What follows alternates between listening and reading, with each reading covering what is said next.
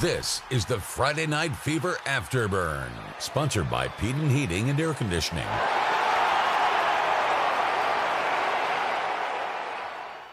Welcome to Friday Night Fever Afterburn, the opening round of the playoffs. Sam Granville, Karli Koskovich, joining you live for postseason action. We had a lot of losses tonight. Yeah, we're going to go ahead and dive right into that. We had a lot of teams whose seasons ended tonight. Karli, tell us about these opening scores. Yeah, Fleming Island took Mosley's season 35-28. Then the game I was at, Florida High versus Mariana, ending their perfect season. But you know what? Congratulations, Mariana, on that perfect 10-1 season. 10-0 regular season. Yes. And then Lafayette. Not Lafayette, as I was told a couple weeks ago. Lafayette. Just trying to pronounce it correctly. Lafayette. Wow, they snuck up on Cottondale, it seems like, 43-42. And based on the highlights, I saw that Cottondale was dominating most of that game. Yeah, it was an offensive showdown, but I guess the second half, the defense didn't come to play. It's disappointing. And then Arnold and Choctawhatchee, 49-0. But then again, congratulations to Arnold on their regular season being one of the better seasons they've had in the last few years. Right, 09 last year, 7-3 this year before the playoffs. Yeah. Bay Tornadoes falling 53-14 to Raines. Raines, of course, one of the best high school football programs in the state. Finally, a team that won, that is our Blountstown Tigers. They won big, 62-17 over the coming into the night, 10-0 Osceola Christian Warriors. So a big win for those Blountstown Tigers. Another win, an even bigger win, the Walton Braves over the Pensacola Catholic Crusaders, 28-24. Karli was over there yesterday talking to Coach White about that game. He just kept like, we're not more talented than them. We're not better than them. We're not going to out-athlete them. We just have to play better in every facet. Scoreboard they did not indicates that they probably did that. They did not want yesterday to be their last practice, and that was kind of the energy I was getting. They were ready to keep going as far as they could. So Pensacola Catholic, a top 15 team in the state through all classifications this year. So that's a major upset for Wells Bettenhausen and those Walton Braves. The Chipley Tigers probably with the toughest night because they had, a 7.5-hour drive down to Pahokee. For anybody who doesn't know, that big lake that's down there in Florida, Lake Okeechobee, they are south of that. So a tough time going down there and losing 42-0. Yeah, let's take a moment for those Chipley Tigers on the bus right now. Yeah, expensive trip too. Holmes County, they lost to Union County 42-20. They put up a fight. Union County was the #1 ranked rural team for most of the season. They were jumped by Hawthorne and Madison at the end of the year. And then in the Rural Invitational, so not playoffs, but the Rural Invitational tournament, that's what Sneeds and Wewa-Hitchcock were both playing in tonight. Both of those teams lose, so both of them will have their seasons come to a close. We're going to go ahead and get to the highlights in just a minute, but like always, if you're a Blountstown Tiger fan, if you're a Walton Braves fan, and you're in here watching and listening about that game, tell us about how that one went down. I kind of saw the last couple of plays of the Walton game that they ended up kneeling and got chippy at the end. But show your support for those Blountstown Tigers, Walton Braves, and of course even the teams that lost tonight. Show them some love. Talk about the top plays that you liked of the night. Obviously some historic seasons for Mosley, Mariana, Cottondale. Mariana, Cottondale both undefeated regular seasons, so got to give it to them. I have seen multiple times tonight prayers for Race Griffin. I'm not sure what's happening over there with the quarterback of the Holmes County Blue Devils, but certainly that's the multiple times that I've seen tonight prayers for Race Griffin. So we certainly are going to be thinking about him and his family and the Blue Devil family over in Holmes County tonight. But and I also want to say congratulations and just kind of take a moment for all the seniors that hung up the cleats tonight after 4 years. They've had a lot of achievements, so it's a big moment for everybody, and I feel like you can kind of always feel that knowing that those seniors, it's going to be their last football game. So congratulations on 4 years, and yeah. Right. It's always a tough one to hang up the pads, hang up the cleats for a final time, sure. But it's been a fun run for all of the seniors around the area. We're going to go ahead and start with Mosley and Fleming Island. This was the 3 seed versus the 6 seed in the Class 5A regionals. Mosley, technical favorites in this. Fleming Island, a fantastic ball club, and they showed right off the bat. Yeah, Lakavian Jackson, he was the dominant weapon when you guys beat the number 1 team in the region, Niceville. We're not going to let that happen tonight. They keyed on him all night long. And then Mosley just really struggled to stop this dual threat quarterback over at Fleming Island. He was all over the place. He was a young-looking quarterback, but he was a senior, and it was just a tough one. Fleming Island started off with a 7-0 lead. Mosley looked like they were going to tie it on this drive, but then they had a goal line stand by the Golden Eagles and ended up not being able to score there. They would go into the halftime with a 7-7 ball game. It was very back and forth. But in the second half, Mosley allowed 21 unanswered points. And anytime you do that, you're just going to have to do a lot of digging. They did dig. Lakavian Jackson had a fantastic touchdown late in the fourth quarter to cut it back within 7. Mosley had an opportunity, but it was too little too late. And those Dolphins, after starting the year 9-0 with a chance at their first undefeated season since I believe it was 1981, that fell 2 weeks ago against Florida High, who, again, we said beat Mariana tonight. And then tonight, a loss to Fleming Island. They're just south of Jacksonville. So 2 consecutive losses for Mosley to end the season. They thought this was going to be their run, their Final Four state championship type run.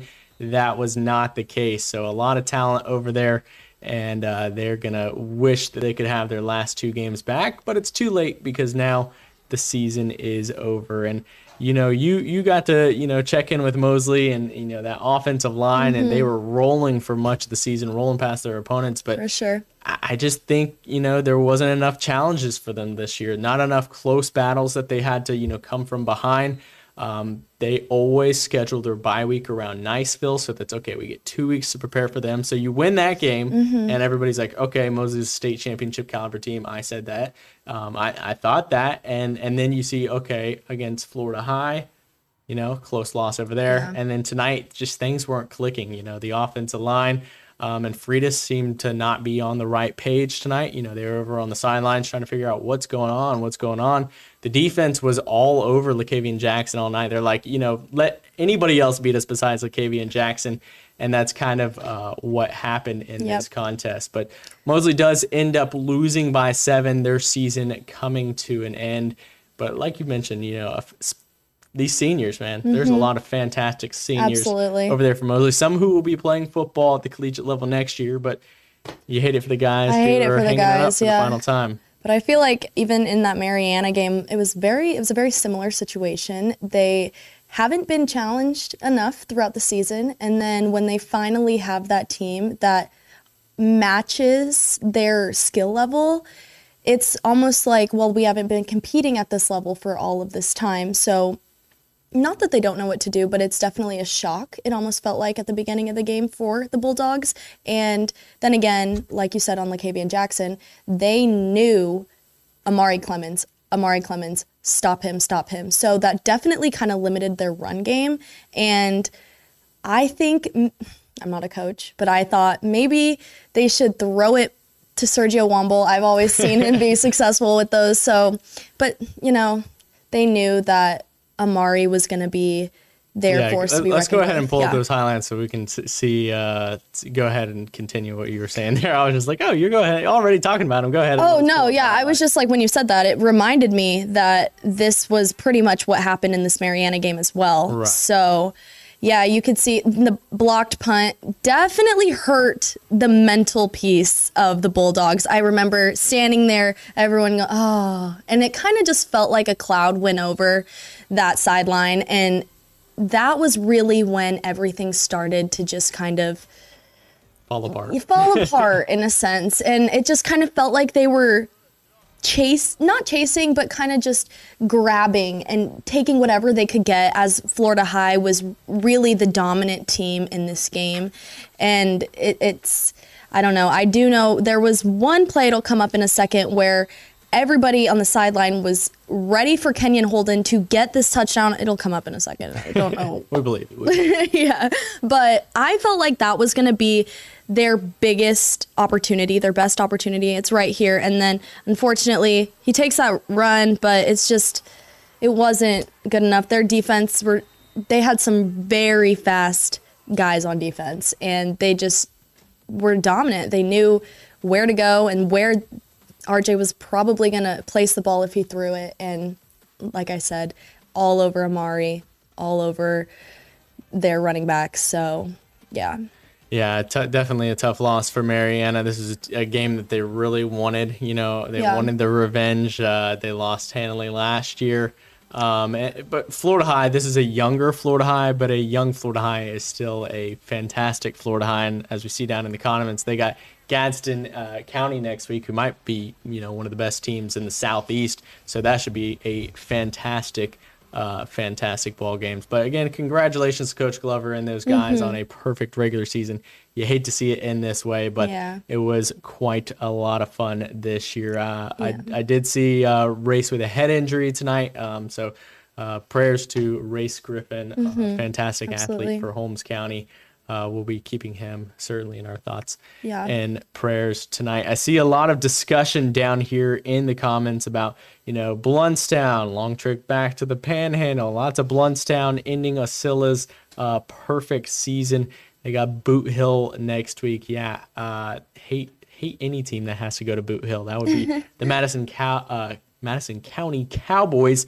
For anybody who remembers Bozeman's historic season last year, where they were perfect. They were undefeated last year, heading into the state tournament. They win 2 playoff games. They go to the Final Four. They're 12-0. That's when Coach Griffin was still over at Bozeman, not at Arnold, where he is currently. Gotcha. And they went and lost. I think it was like 64-22 or something like that. So Madison County put up 60 points against a very strong Bozeman defense last year.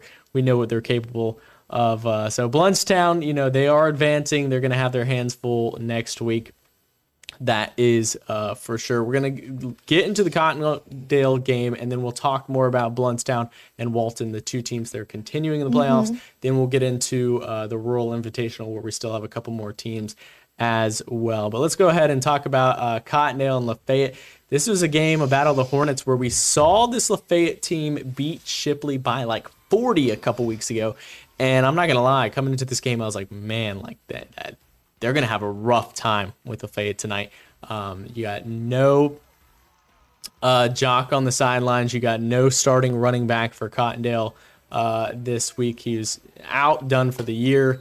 And so we're like, okay, they're going to have to rely on Cameron Odom.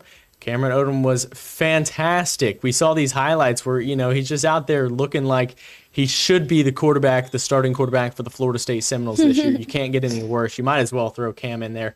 Say, we'll take you for football and baseball. But, just throwing dimes to his receivers. Trayshawn, Traymon, this next play after he runs off the screen here is what was our Friday Night Fever play of the week. Just talk about an absolute beautiful ball, and then an even better catch by Trayshawn, getting the toes in the corner of the end zone for the touchdown. But I guess the defense just folded in the second half because they were up multiple scores going into the break, and somehow the Lafayette Hornets come all the way back and win this game by 1 point. That is a heartbreaker for those undefeated coming into the night Cottondale Hornets. You've checked in with Cottondale multiple times this season. What was the quote by Coach Arntz over at Freeport, calling him the Cam Newton of high school football? He was a lot of fun to watch tonight. When I asked him why he thought he had that nickname, he goes, I don't know, I feel like I kind of look like him. I was like, that I feel like is not why you have that nickname. Not a bad person to look like, but hey, if you play like him, that's certainly a comment. A Super Bowl champion and an NFL MVP, and he played like it tonight. But we've just talked about the fantastic high school football career of Cameron Odom, the 3-sport sensation, where he's just led this team for multiple years. He was shaken up, had a high ankle sprain over a month ago, and it's just been slow getting back. They're like, is he going to be healthy for this playoff game?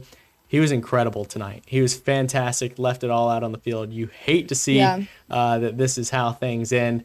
But, again, congratulations on an undefeated regular season for those Cottondale Hornets. Do we know how that last point kind of came about? Was it like a field goal, touchdown? I do not. We don't know? I'll Okay. have to ask Coach Obert over there. I'm sure he's probably not wanting to talk about Yeah, maybe how not that game tonight. ended. I understand. I would hate to lose by 1 after leading 2. But, I mean, fantastic effort. That's a very good Lafayette Ball Club over there.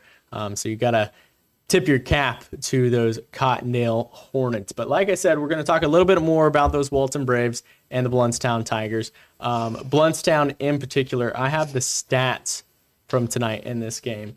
As we see 62 points, that's a lot of points. Kayan Martin, 12 rushes, 269 yards, 2 touchdowns rushing, 22.4 yards per carry. Dylan Marlowe, 10 rushes, 81 yards, 3 touchdowns, over 8 yards per carry. Kurt Ellis, 5 rushes, 114 yards, 2 touchdowns, 22.8 yards per carry. The Blountstown Tigers rushing for 507 yards on the night. 507 rushing yards on the night. Acela Christian was 10-0. They are now 10-1. Those Blountstown Tigers, Coach Wagner, Kurt Ellis, Kayan Martin, Tristan King, a lot of young guys over there, a bright future. You've been over there multiple times this year. Yeah. You got to love, seeing those young guys advance. That just means bright future to come. Oh, Coach Wagner says the next couple of years, watch out for these boys, watch out for this team. And honestly, I'm excited for it. So. Right. And like we've said, multiple people down in the comments there should draw the Madison County Cowboys next week. That'll be real tough. I mean, we've seen crazier things happen. Walton and Pensacola Catholic, that's an insane upset tonight. So we're not counting those Blountstown Tigers out for sure, but it'll certainly be a difficult one playing over there in Boot Hill. The Walton Braves, man. Oh my gosh, I'm proud of them. The Walton Braves. How about those Braves? Wells Bettenhausen and the guys facing a top 15 team in the entire state of Florida, not just their classification, the entire state of Florida.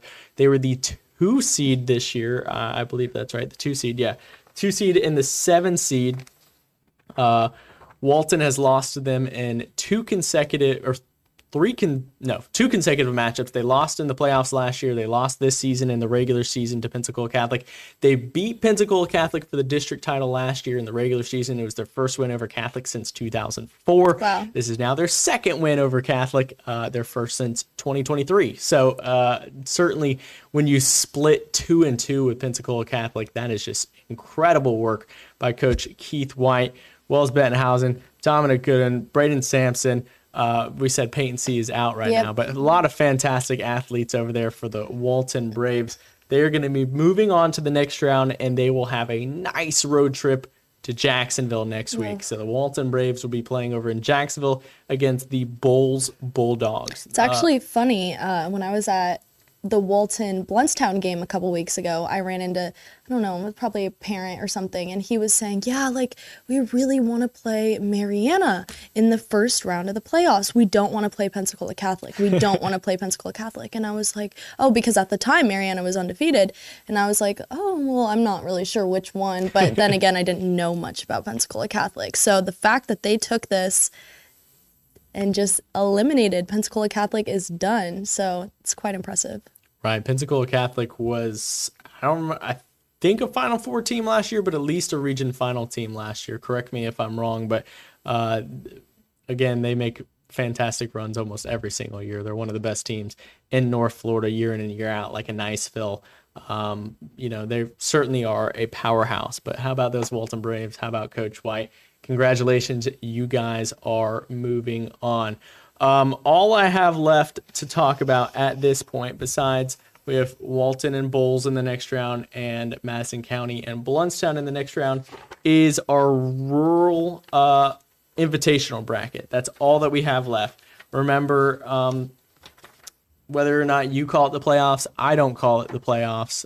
It was new system this year where we have an A bracket and a B bracket. So basically the B bracket is the teams who on a typical year would not make the playoffs, but this year they're doing an invitational tournament. We do have 2 teams in that that remain, 2 that were on a bye week this week, Port St. Joe and Franklin County. So both of those teams should be playing on their home field next week. I haven't seen if Fort Meade or Taylor won their matchup, or if Wildwood or Hamilton County won their matchup. Does anybody in the comments? I've seen multiple people talking about Fort Meade was up pretty big. So I would assume that we'll have a Fort Meade and Franklin County matchup, but I haven't seen those yet. But again, call it what you want. Playoffs, not playoffs. I'm not going to call it the playoffs, but Still playing. For a team like Franklin County and a team like Port St. Joe, Franklin County having a major turnaround year, you'd love to see them keep their season alive.